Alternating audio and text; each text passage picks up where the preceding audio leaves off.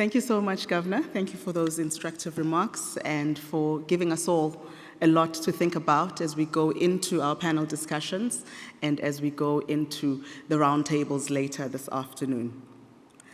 It's now time for the Exco Townhall session, and for that I would like to invite the chairperson of the IAIS Exco, Mr. Shigeru Ariizumi, to come forward, and after that we will go into the panel discussion.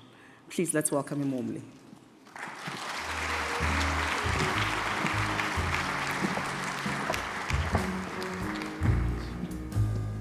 So good afternoon, everyone, and welcome to the IAIS Annual Conference 2024. I would have to say it's a tough act to follow after Governor Nyang has made a very powerful speech to enlighten us, to stimulate us, and to think through of our role as insurance supervisors and regulators. Thank you very much, Governor, for hosting and for delivering the opening remarks. We are, of course, honored to have you here today with us and grateful that South Africa has hosted us with such generous hospitality. Governor, your remarks remind us of the importance that South Africa places on sustainable insurance markets that serve their societal purpose. What you mentioned about our role to ensure financial stability would enable us to play the societal role that is one of the important mandates for us. And this is an excellent opening for our annual conference. So thank you very much, Governor. And allow me to bring our Executive Committee Town Hall with a few remarks on the project that has been a multi-year journey for the IAIS and a core deliverable. I'm, of course, referring to the Insurance Capital Standards, or ICS.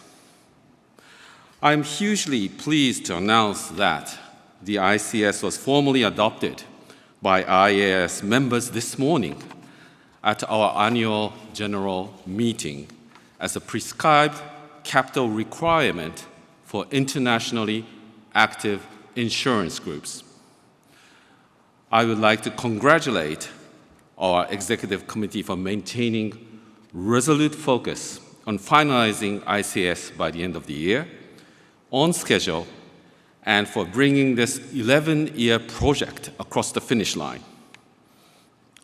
I'd also like to extend a special word of thank you to those members and committed Secretariat staff, including our Secretary General, Jonathan Dixon, who have been working tirelessly on this project, both past and present, as well as to all of our stakeholders who have provided us with feedback and data over the years.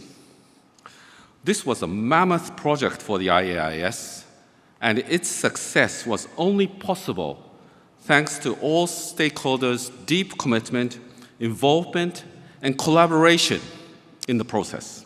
We had more than 10 years of data collections through the field testing and monitoring period, with more than 50 participants each year, 4 public consultations, countless IAIS meetings, roundtables, workshops, and public events. This was an effort very well spent. The ICS will foster a more resilient global insurance market, promoting transparency and consistency in capital requirements across jurisdictions. It will deliver on our mandate to promote effective and globally consistent supervision of the insurance sector to develop and maintain fair, safe, stable insurance markets. And it marks the completion of a significant period of global standard setting in the insurance sector. Our focus now lies on the comprehensive and consistent implementation of the ICS across jurisdictions. The ICS will be truly a global standard with a commitment to implement it across every region of the globe. And this is not a very easy challenge.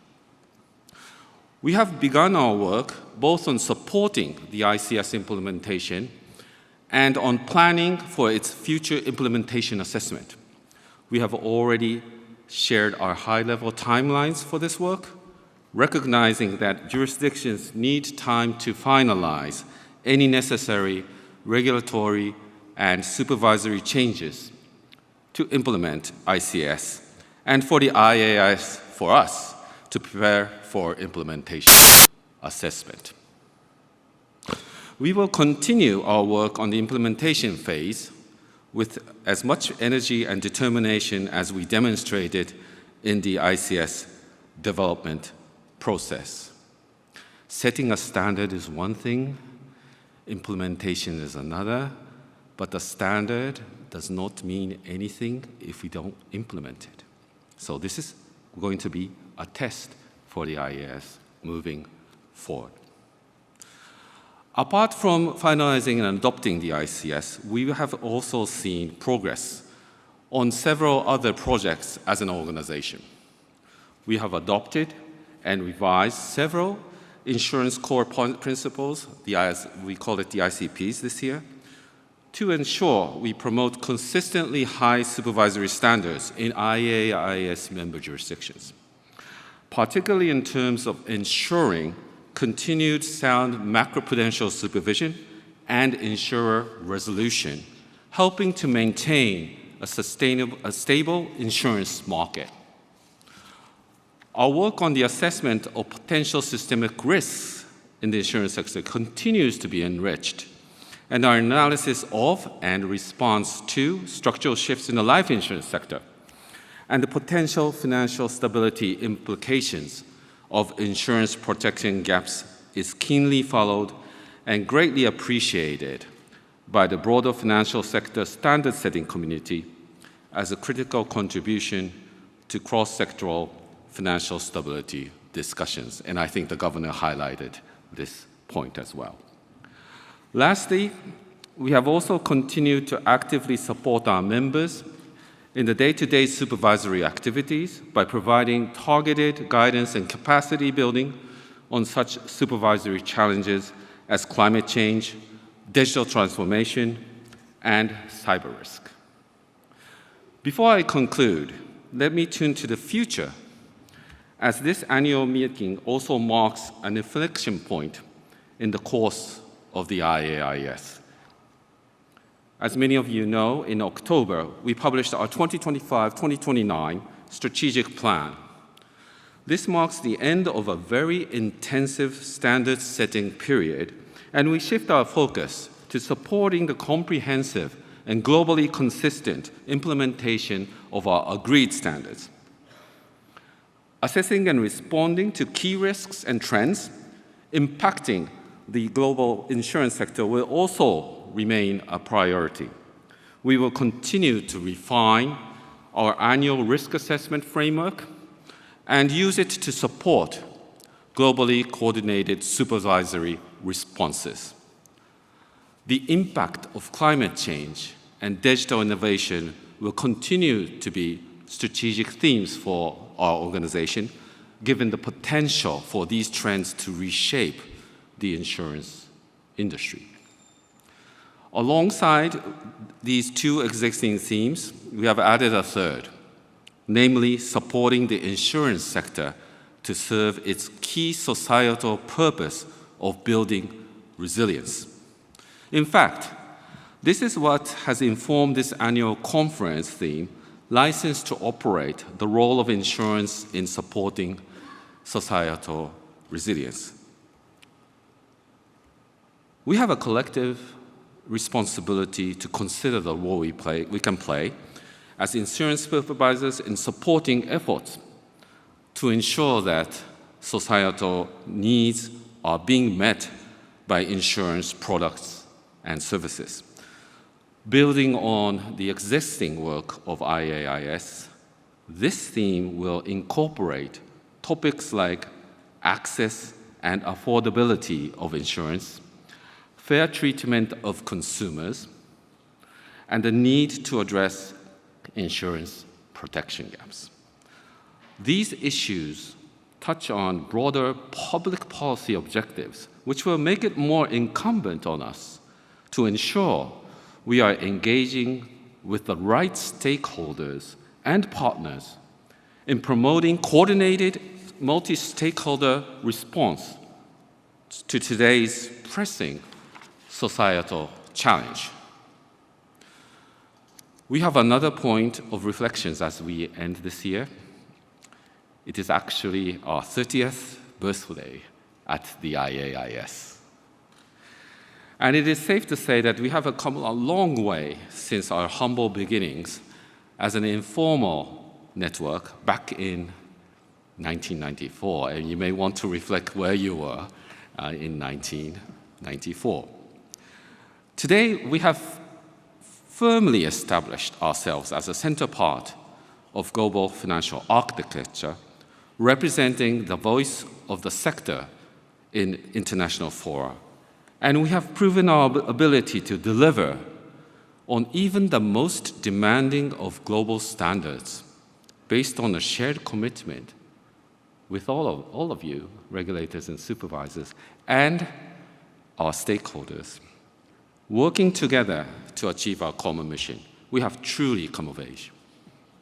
I look forward to us working together closely over the next 5 years and beyond to deliver on our shared mission to help build societal resilience in the face of rising global challenges, as our governor has rightly mentioned, and we will reflect on your point.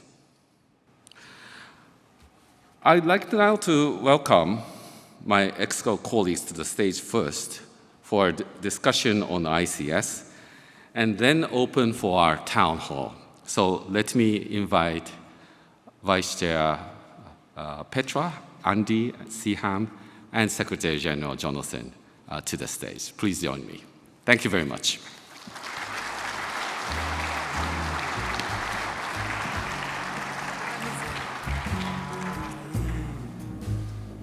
So welcome to the beginning of our town hall. And as we kick off, as Shigeru said, we have a milestone achievement for the IAIS, and we thought it would be a good opportunity to reflect on the ICS journey, because we are at a bit of an inflection point. It's the ICS journey that we've been on, the development phase, the monitoring phase, but it's also the ICS phase to come, the implementation phase. So very happy to be joined not only by our Exco chair, but our three Exco vice chairs, so Siham Ramli, Andy Mais from the NEIC, and our newest Exco vice chair, Petra Hielkema, who was elected as Exco Vice Chair this very morning. So welcome everyone. And let me kick off. Maybe start with you, Andy. Looking back, what would you say were some of the biggest achievements of the ICS? Can you tell us about what the conclusion of the aggregation method comparability assessment means for the ICS as well? Thank you, Andy. Thank you. Thank you, Jonathan. Is this on? Can you hear me?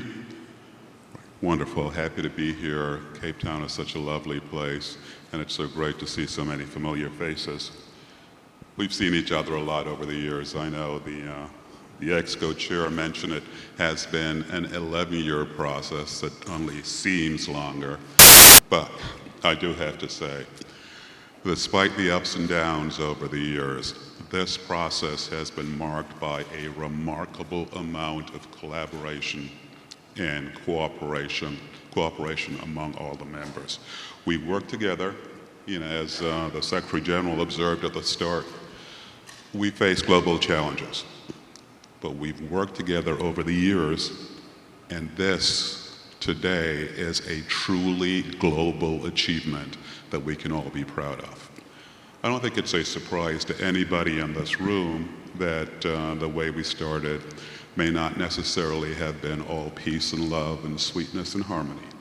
We all come from different backgrounds, we have different systems, and we had to reconcile those systems. But yet we managed to come together to build a robust regulatory framework that once it's implemented, it's going to provide a consistent and comparable measure of IAIG solvency positions across all jurisdictions. And that is a major step forward to protect the consumers, as the governor observed.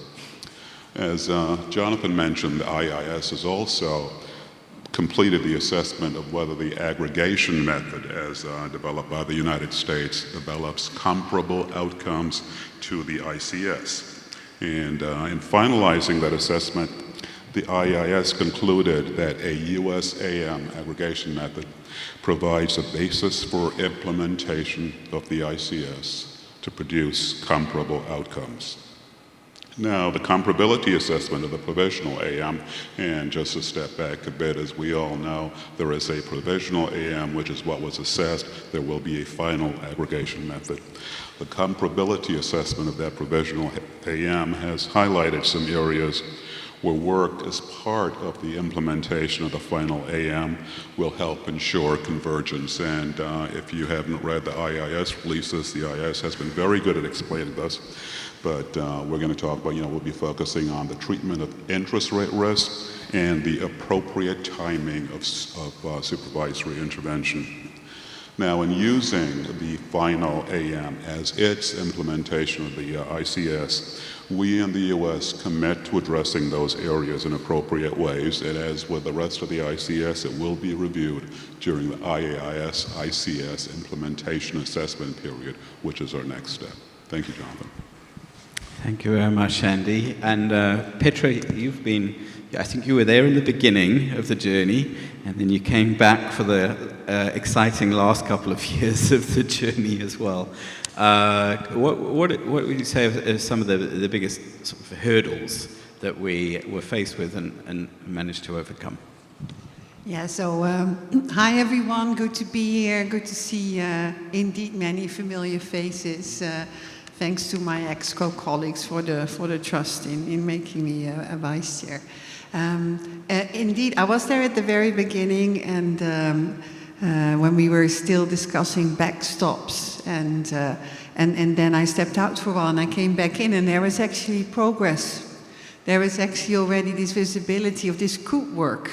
But it was indeed challenging, and there were the constant factors of those who believed it would never work, and those who sitting in data rooms working a lot together. Paola Cadoni, also a constant factor in this process. But also serious topics we had to discuss, like the market-adjusted valuation, not easy. But it has been at the center of many of our debates, but as already said by Andy, I'm really proud of the fact that as a community we were willing and able to continue talking and listen and find ways forward. And we did that for the ICS. We indeed did that also for the comparability assessment of the AM that we did together, also on the basis of lots of data that was provided, and a big thanks for that. And we assessed that many areas that provide comparable outcomes, and in some instances divergent outcomes where work as part of the implementation of a final AM will ensure convergence with the ICS. And I really trust that in the years to come also that will be managed. So if you look indeed then at the ICS design and how that had to develop in the monitoring phase, there was a lot happening outside.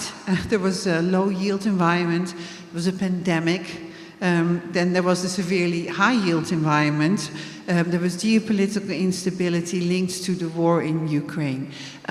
Yet all those aspects were maybe challenging, but we managed to handle it, and we managed to bring it to, I would say, a very good outcome that we can celebrate today. Thank you, very much so. And now let's turn and look ahead a bit. And as you said, Shigeru, the next phase is just as important as the development and monitoring phase. What would success look like for the ICS, and how will the IAIS support ICS implementation? Thanks, Jonathan.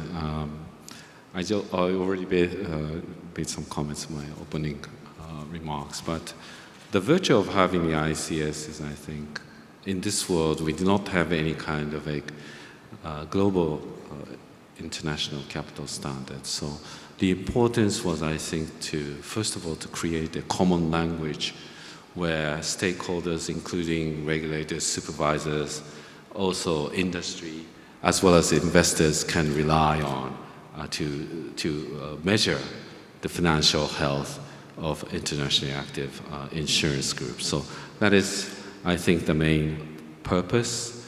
And in that, it would be very important that all of our members are committed to implement this across the globe, as I mentioned. And from here, as we move from standard setting to implementation, I think it will be important that we lay out sort of our thinking and the timelines, which enables all of us to understand how we are going to implement this in the future. And at this meeting in June, the Executive Committee set a high-level timeline for its plan to assess the comprehensive and consistent implementation of the ICS across jurisdictions. So we have decided to follow a two-step approach, mirroring the successful model that we did in terms of implementation assessment of the holistic framework. So in 2026, we will coordinate a baseline self-assessment by IAIS members to gauge their starting level of implementation of the ICS. And this will serve as a baseline for future implementation progress monitoring. Then we will aim to start an in-depth, targeted jurisdictional assessment from 2027. And in course of that, as Andy mentioned, the final AM will be the US implementation of ICS. The assessment of its implementation will be subject to the same timing as ICS implementation assessments in other jurisdictions, and subject to a consistent methodology assessing whether the jurisdictional implementation is at least as prudent as the ICS. So that is how we intend to move forward. Good. So work ahead. But to Siam, and you, the Vice Chair of Exco, also representing emerging market and developing economies perspectives. And as you look ahead at implementation, what are, and you look at the key focus areas for the IAIS, you see what are the challenges for emerging markets and developing economies going forward as well? Thank you, Jonathan, for your question, and good afternoon, everyone.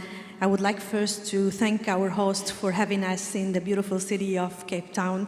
I'm happy to answer your question and share on EMD perspective. With regard to the ICS implementation, one of the key challenges in successfully implementing the ICS globally is achieving consistent adoption and interpretation of requirements across different jurisdictions. Each jurisdiction currently has its own regulatory environment, market practices, and economic condition, which can have an impact on the speed of convergence. So additionally, there may be a varying level of readiness, resource availability, and capacity among jurisdictions to implement the ICS, which could impact the timeline and effectiveness in the adoption.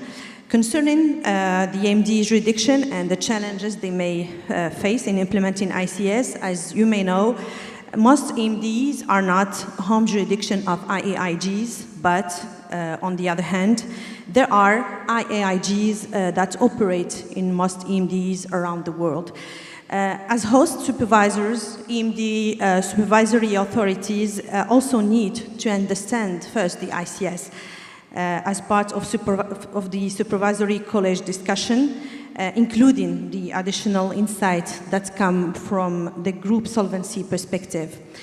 As part of the IAIS ongoing implementation support activities, we will look to how best we have to equip our EMD members to engage in this topic. Thank you. Excellent. Thank you very much. Well, I think hopefully that's given a little bit more flavor to the ICS journey and the journey ahead. But we've also been very busy with a number of other things this year as well. So I would like to continue with the town hall discussion, but also invite our two Exco champions for climate and for D&I, Daniel Wang and Gerry onto the stage as well. And whilst they join us, I also want to finish off the ICS topic. I had an opportunity in the AGM to thank our leadership and members of our capital and solvency and field testing working group, and also the very dedicated secretariat team that has supported all of our capital and solvency work, but also wanted to add a very big thank you to our Exco members who've been very absorbed with this topic in recent years, in particular the members of our ICS task force. It's taken up a lot of energy and commitment in recent years, but it I think makes it that much sweeter to have crossed the finish line together. So thank you very much. Let's switch now to some other topics, and also perhaps look a little bit ahead. So I would like to start out with a question and ask Andy to give us a bit more insight into the discussions around the core objectives and strategic priorities of our next 5-year strategic plan, and preview a bit for what is coming in 2025. Thank you, Jonathan. I won't take the fact that you ask me the first question every time that you're picking on me, but 2025, as Jonathan mentioned, the first year of our new strategic plan, and we have been considering over the course of this year how to put it into practice. I know that during the opening speech, Shigeru shared some details as to what we are doing. So let me just clarify some of the key elements of the work plan for 2025. And I'm going to start with core objective number 1, which is about monitoring and responding to key risks and trends in the global insurance sector. And as you would expect, the global monitoring exercise, the GME, will continue to underpin this work. Next year, we're going to conduct the second of the reviews we conduct every 3 years on the GME assessment methodology. And we're going to do that, and this will serve as an input for the FSB's review, which comes at the end of 2025, of its experience with assessing and mitigating systemic risk and insurance based on the IAIS holistic framework. Next year, we're going to have 2 particular focus areas. Firstly, there's going to be a GMAR special topic focused on the potential financial stability implications of natural catastrophe protection gaps, and we all know they're there and they're growing everywhere. And secondly, work will continue on the supervisory response to structural shifts in the life insurance sector. In particular, an IAIS issues paper on the interrelated trends of asset-intensive reinsurance and increased asset allocation to alternative investments. So that's core objective number 1. Core objective number 2 is a standard setting work we do, and one remaining area of the standard setting activity will be with respect to the ICS related comp frame standards, including on supervisory reporting and public disclosure. What we aim to do is to promote consistent implementation of the ICS and group-wide supervision of IAIGs. Core objective number 3 covers our work to support our members. This is a key part of what we do. We set standards, we come together, but we also are here to support all our members in implementing effective supervisory practices and facilitating supervisory capacity building. This is going to be a particular focus over the next 5 years, especially as it relates to our 3 strategic teams, which are climate change, digital innovation and cyber risk, and societal resilience. In 2025, several projects will begin or continue that are aimed at building and sharing effective supervisory practices, and these include application papers on climate risk, how to achieve fair treatment of diverse consumers, operational resilience, inclusive insurance, and last but not least, supervision of AI. Furthermore, we will support, as we must, peer exchange among supervisors and stakeholders through our 6 IAIS forums on specific topics, such as risk-based solvency. And lastly, we will continue to enhance our capacity building efforts and partnerships, and we work with partners such as the A2I, the Access to Insurance Initiative, the FSI, Toronto Centre, the International Actuarial Association, and the IMF. So, that's all part of what we're devoting to building, helping our members build resources wherever they are, build the ability to regulate as best they can. And then there's core objective number 4, which will probably not be a surprise if you've listened to what's happened before as we discussed the next steps for the ICS. For instance, we will put an extra focus on our implementation assessment activities. Specific projects will include the development of that ICS implementation assessment methodology next year. We will also continue work, as I mentioned, on assessing the implementation of the holistic framework supervisory material on top of all our other thematic and member-level implementation assessment activities. Gentlemen. Great. Thank you. So it's hopefully that gives a snapshot. It's going to be a busy time ahead, but I think we're up to the challenge. So Gerry, as our DEI Exco champion, Andy already mentioned and referenced our work on D&I. Maybe you can give a bit of an update on the work that we're doing on D&I in the insurance sector, but then also the work that we're doing about D&I within the IAIS as an organization. Thanks, Jonathan, very much, and it's great to be here in fantastic Cape Town. Jonathan, it's been a pretty big year, I think, in the IAIS for diversity, equity, and inclusion work, which I think reflects that strong belief and deepening belief in the organisation that diversity is strength. So, with that as our underpinning, we've had 2 public consultations on 2 different application papers. And I should say thank you very much to all who both did the work on that, but also who took the time and effort to respond and provide their comments and thoughts. The first consultation covered how a diversity, equity, and inclusion perspective within an insurer's firm, within its institution, can enhance governance, risk management, culture, and really support the performance of the insurer.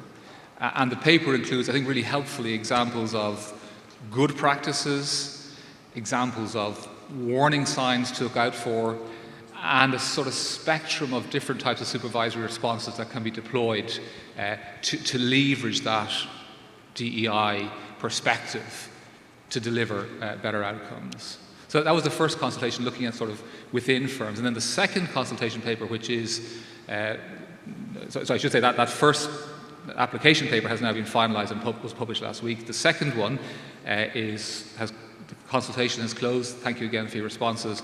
And we are working on finalising the application paper. And that second one is focused on how the DEI lens can really support the issue of customer outcomes, which of course is very much linked to the theme of today's conference, which is about the role of insurance in supporting societal resilience. And the application paper focuses both on the role of business culture of insurers and of the insurance product life cycle in delivering this objective. And as I said, I hope we will be able to publish the final paper by mid-2025. And tomorrow we will have a discussion panel on DEI in insurance, and look forward to discussing some of the issues raised in those papers in more depth. Looking internally then within the IAIS itself, and as a very diverse, very widespread organisation, of course, that diversity is a real strength. So there's been a big focus on how we leverage that strength over the recent period. It has, as Jonathan said, it has been a part of our strategy to leverage that. And over the last few years, we have been really focused on prioritised diversity, equity, and inclusion in how we operate as an organisation.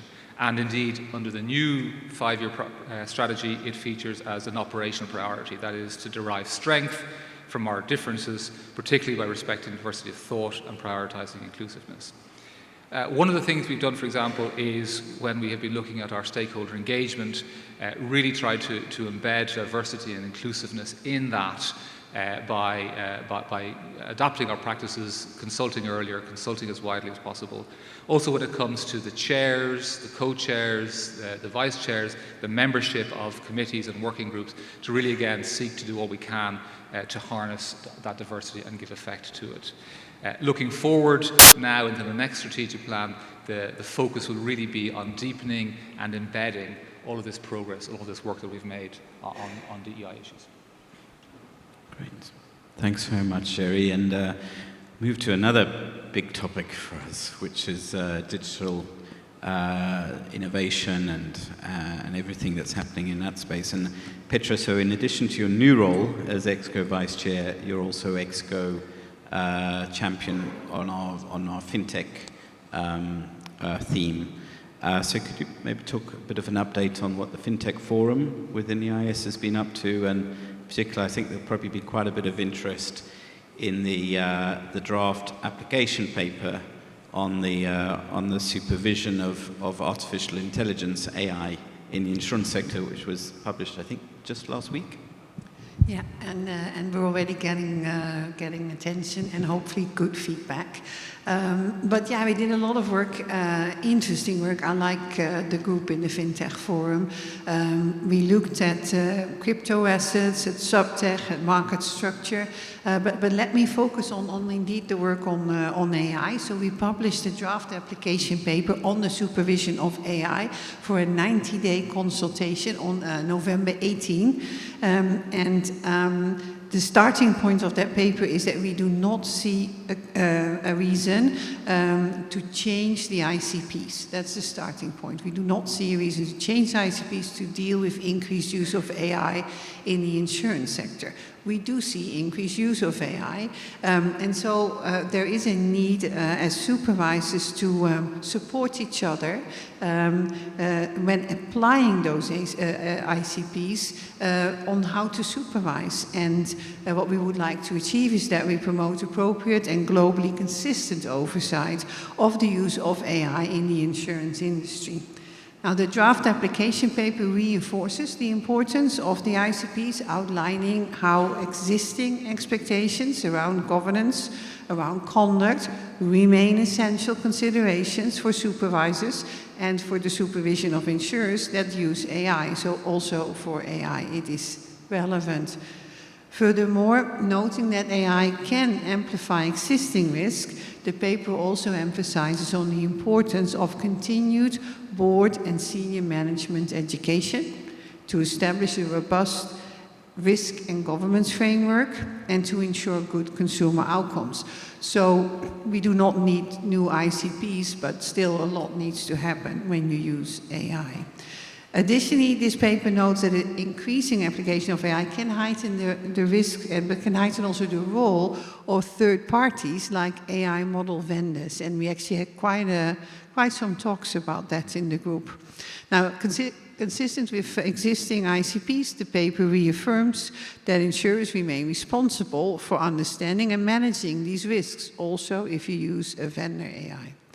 Now, what do we cover? We cover the topics governance and accountability. That includes model risk governance, corporate culture, human oversight and management responsibilities, but also these third-party AI systems and record keeping. The second topic is robustness, safety and security. So that's AI system robustness, it's safety and security. It includes transparency and explainability. So explainability of outcomes and information from third-party service providers. And finally, and hopefully not surprisingly, it addresses fairness, ethics and redress. Fairness by design, monitoring outcomes and having redress mechanisms in place. And also be able to assess the impact on insurance pooling. That's also relevant. Now, the drafting of the report benefited very much from stakeholder engagement during the month of June, including roundtable discussions with insurers and consumer groups. And so I'm very much looking forward to tomorrow's roundtable, where we can further discuss this topic and other tech topics. And you can register till 3. But also, of course, to your feedback on the consultation that for sure will help us to bring the document further before we finalize. Thank you. Great. And I think so rounding out, if you like, on our strategic priorities, our strategic themes, we know that IAIS has done a great amount of work on the topic of climate-related risks as well, given the importance of the insurance of climate risk, both to the insurance sector, but also the role of the insurance sector in helping to shepherd a response to climate change. Daniel, there's been a multi-year journey of reviewing changes to ICPs and guidance on supervisory practices with respect to climate-related risks. Maybe you can give a bit of an update on that. Yeah, thanks, Jonathan, and good afternoon, everyone. Pleased to be here in beautiful Cape Town. Actually, yes, it has been a multi-year journey. The Climate Risk Steering Group just was set up in September 2021. So we are a bit younger than the ICS, and maybe that also explains, well, in the space of 3 years, we've come up with 4 consultation papers. So it's been quite a journey and quite a rapid one because of the scale of the challenges and very much an existential threat for the planet and important work for the insurance sector. So this explains the bit of the spring in our step, if I may. So the IAIS kickstarted the process, if I can recap for you, a gap analysis of existing IAIS supervisory materials. So this in turn led to the proposed revisions to the ICPs and development of guidance materials on supervisory practices. These proposals were then consulted via a series of public consultations, as I've already mentioned. The first one back in March 2023, it outlined proposed changes to the ICP introduction and covered supporting material related to governance, risk management, and internal controls, namely ICP 7 and 8. The second consultation in November 23 focused on supporting materials related to market conduct and scenario analysis. And the third one, in March 24, earlier this year, proposed changes to reflect climate risk in selected ICP guidance material and supporting material relating to corporate governance, risk management, internal controls, valuation of assets and liabilities for solvency purposes and investment activities, and insurers' enterprise risk management framework. And the fourth and final public consultation was just released in July, and it also recently closed in 28 October. So like my previous speakers, I really want to thank stakeholders for your support and your very active feedback, including on the fourth package, which relates to supporting material relating to supervisory review and reporting, importantly, public disclosures, macroprudential supervision, and supervisory cooperation. So that long list that I just trotted out, you can see that this finalized a series of work at developing a comprehensive set of supervisory and supporting materials to embed the consideration of climate-related risks into our supervisory authorities and our members' practices. And ultimately, we hope to embed it in the risk management and business practices of all insurers. So this morning, the AGM adopted the changes to the ICP introduction and to the guidance under ICPs 15 and 16. So the added text to the ICP introduction, it aims to position climate risk within the overall framework of insurance supervision. Climate risk is mentioned as an example because it has an amplifying effect on the other risks an insurer is exposed to and has consequences for both assets and liabilities on insurers' balance sheets. The changes to the ICP guidance include additions to assist supervisors in considering climate-related aspects of ICP 15, namely investments, and ICP 16 on enterprise risk management for solvency purposes. The 4 consultations and responses to the consultations will be integrated into a comprehensive application paper to support supervisors on climate-related risks. We target to publish this paper by April next year. Moving forward, I just want to give a bit of a sneak preview. So the CRS3, after we publish this what I call this mega application paper on supervisory practices, we will then look to complement this application paper by developing materials on climate matrix and also focus on capacity building. The capacity building work aims to help supervisors address practical challenges they may face in their climate scenario analysis work. There are also synergies between the work to develop climate matrix and the ongoing refinement of climate-related risk data collection in the annual GME. Lastly, the physical impact of climate-related risk cannot be ignored, and we will also work closely with the protection gaps work that is also ongoing in the IAIS to develop a members-only exploratory report on how climate change is being reflected in the NatCat models used by the insurance industry. So I hope you can see some of the past and also the work updates and also some of the work that we plan to do in the coming months and years. Thank you. Great, thank you, Daniel. And 2 more questions before we move on to the audience questions. And the first, Siham, is to yourself. I mean, one of the things that makes the IAIS somewhat different to other standard-setting bodies is the breadth and diversity of our membership, with almost half of the members coming from emerging market and developing economy jurisdictions. And so a lot of our focus is also on assisting those members and supporting them in implementation of our standards. Can you share maybe a little bit on developments since our last annual conference? Sure. Thank you, Jonathan, for your question. I want first to highlight that EMD members make up 43% of our membership, bringing strong EMD focus to the IAIS, including in the development of our new strategic plan.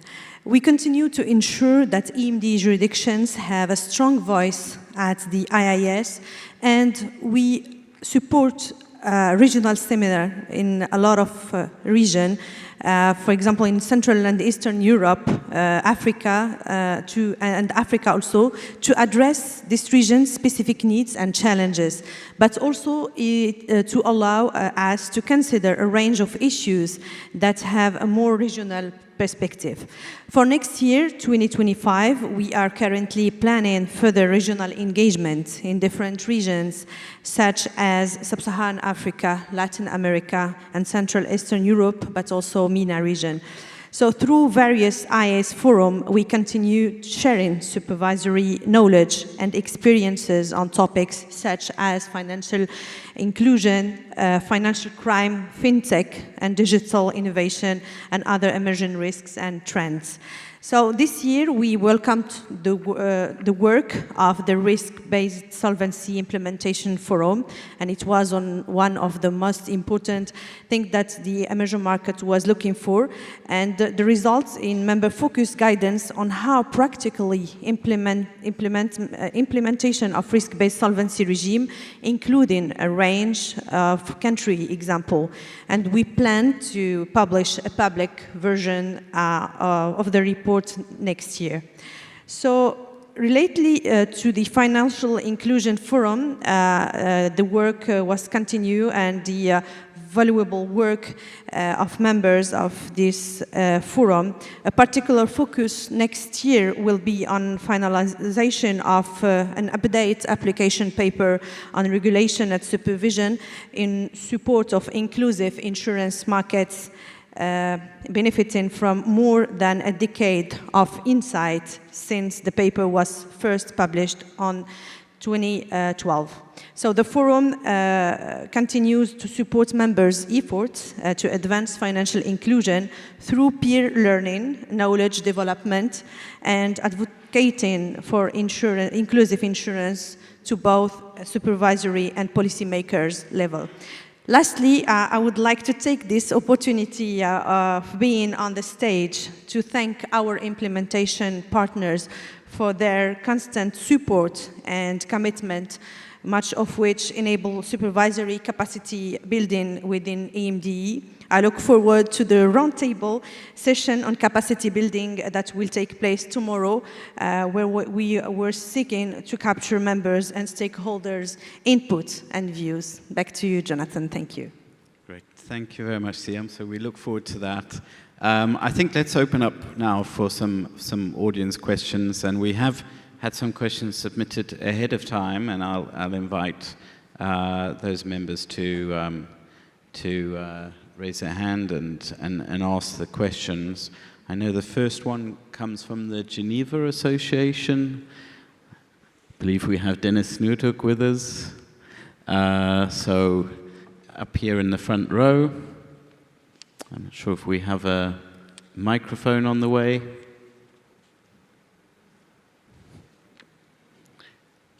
Okay, here we go.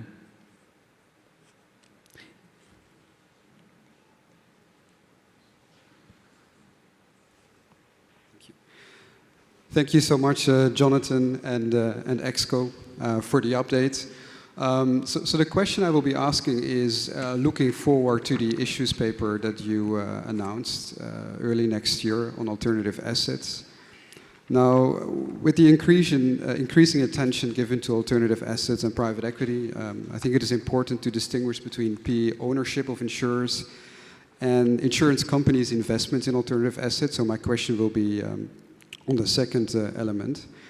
Now, in the GMAR that was just released, the risks linked to alternative assets were highlighted as well. They include liquidity risk, valuation risk, but also complexity risk and transparency. I'm just curious to hear what other risks or vulnerabilities from those alternative investments do you have on the radar, and to what extent do you consider that the existing framework, the ICPs, address those risks? Thank you very much. Great. Well, thanks, Dennis. And I suspect this is also something that can be dealt with in more detail at the session that we have tomorrow for each of the parent committee chairs to talk about their work. But we do have the benefit of Dieter Hendrickx, the chair of our Macroprudential committee, being in the front row and handily equipped with a microphone. So, Dieter, over to you.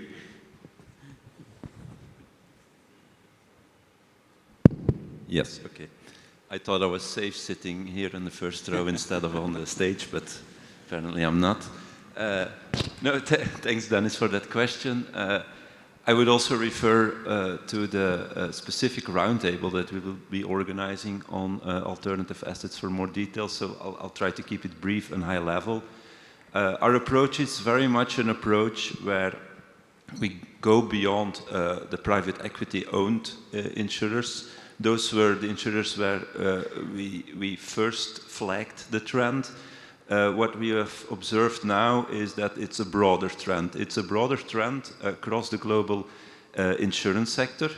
Having said that, the allocations to alternative assets of the global insurance sector remains limited, but there are some important outliers, and keeping that in mind, what we're trying to develop is a principle-based approach and definition of what constitutes an alternative asset, and I think you've highlighted it yourself. So there are a few characteristics that we want to take into account: liquidity, valuation uncertainty, complexity, and it's based on these three key principles that we try to map those principles with the list of assets that could be considered as alternative. One observation here, of course, is that you see that you need to take into account jurisdictional differences. Capital and financial markets can be very different from one jurisdiction to the other, so the liquidity of certain assets is also very different. So this variety in the nature of these assets and linked with these three key principles will force us also to think about how to fit that in a global approach. We have highlighted already before the concerns that we have with certain of these allocations, but also the benefits in terms of better ALM, in terms of more diversity in the investment portfolio. So I think we will continue to do that. And last but not least, we are indeed looking at our supervisory toolbox, asking ourselves the questions: is it fit for purpose? Do we need changes to certain ICPs or guidance? Would we need enhancements to our supervisory material so as to assist supervisors globally in having a more aligned approach towards these alternative asset allocations? So that's a very quick summary. I'm sure for those of you who like more details, I would very much invite you to join our roundtable this afternoon. Thank you. Thanks very much, Dieter, for jumping in. I'm now going to turn to the Institute of International Finance. Do we have, do we have Mary Francis with us? There we go, Mary Francis. So microphone, please, towards the back. Thank you very much, and thank you for this opportunity for stakeholder questions and for the presentations that have been made by the Exco members. So I have two questions that are interrelated because they both relate to the work of the IAIS alongside the Financial Stability Board. And the first one relates to: how does the IAIS see insurance in the context of the FSB work on non-bank financial intermediation? And how is it working with the FSB to reflect the specificities of the insurance business model? And then the second question is very timely in light of the FSB release today. What is next in terms of the IAIS work with the FSB in light of the publication today of the list of insurers subject to resolution planning requirements? Thank you very much. Thank you, Marie-Françoise, for the question. Indeed, it's a very important work at the FSB, as I am a member of the FSB as well as chair of executive committee. And when you talk about non-bank financial intermediaries, it's a very wide concept, but this has been used in the FSB world. And as you may know, they have indicated in the latest report that among the $461 trillion US financial assets in the financial sector, 218 trillion US dollar are held by what the FSB calls the NBFI. Here I want to emphasize the point that we have been working very closely with the FSB on assessing the financial stability risks within the insurance sector.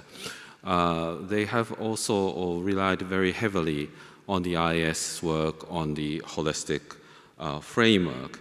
So the NBFI definition is quite broad, but I think the FSB also recognizes and appreciates the work being done by the IAIS in that regard. Of course, the insurance sector itself is well regulated, and that itself is an asset, or from a regulator's point of view, that we are looking very closely at financial stability risks. But what I can say here is that we are working very collaboratively with the FSB, and I think the FSB also understands that the NBFI is not just NBF as a whole. They have to look at specifically about what type of NBFI they're looking at in assessing the financial stability implications of looking at the characteristics of the NBFI.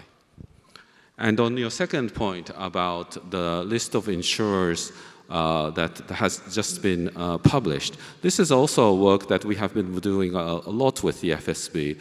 Of course, as you may know, after the global financial crisis, the FSB issued what they call the key attributes on the resolution and recovery plans. And of course, we have been working very collaboratively here with the FSB, and we have been working within, we have been able to identify the list of insurers. Of course, this list of insurers does not by any means indicate that these are firms that are globally, systemically important. I don't want to emphasize that point. And we have also been working with the FSB to try to align ourselves in terms of the thinking on resolution and on insurers' resolution, aligning more with the key attributes that the FSB has published. So this is an ongoing work, but we think that here we have also made valuable inputs from the insurer's side to better inform the FSB. Thank you very much. And now I'd like to call upon the International Actuarial Association, and and to welcome the incoming president of the IAIS, Bezena Hinton. Bezena, over to you. Thank you. Thank you, and it's great to be here. Regarding natural catastrophe protection gaps, what is the IAIS's strategy and suggested actions for those here, like the International Actuarial Association, who want to help address those gaps? Thank you very much for the question. I think we have a very collaborative relationship with the International Actuarial Association. I want to be very brief. I'm conscious of time, but you may know that we have issued what we call the Call for Action report in November 2023, which sets out 5 important pillars, how the supervisors and regulators can help assist in narrowing down natural catastrophe protection gaps. And I think there are several ways that you may want to consider in trying to be sort of to contribute to narrow down the natural nat cat protection gap. Let me highlight 3 points. First, for example, assessing of protection gaps. Here, undertaking research and analysis to identify and quantify insurance protection gaps would be very important, because this is sort of the basis where we start with. And next, it might be very helpful if you may think about sort of promoting work on financial literacy and risk awareness, because this is a very important part when we want to really narrow down the protection gap. And here, you may want to consider about educating the public and the stakeholders on the importance of insurance, the risks of underinsurance, and so forth. So I think that would be very helpful. The third point I want to make is, for example, supporting availability of insurance and uptake in coverage. And this relates to financial literacy and risk awareness. But also, your association could be helpful, for example, by assisting insurers in designing and pricing new insurance products that address such kind of needs, providing actuarial expertise to ensure that new products are both viable and affordable. So those are some of the points I think might be very important. Well, thank you very much. To be honest, we could have gone on for longer, but we do have a bit of a time constraint. We are conscious that there probably are other questions that you have around our work program, but that's why we have specifically also provided some time tomorrow for questions to our chairs of our different parent committees, Dieter Hendrickx on the MPC work, Matt Walker on our PDC work, and Peter Braumüller on our implementation and implementation assessment work. Those of you, I think we had one or two questions on the through the app, which we'll feed through to those sessions as well. Busy time, but also a good moment to reflect on what has been achieved and to celebrate that a bit as well. So thank you very much to all the panelists, and thank you to all of you for taking part and your engagement. Thank you.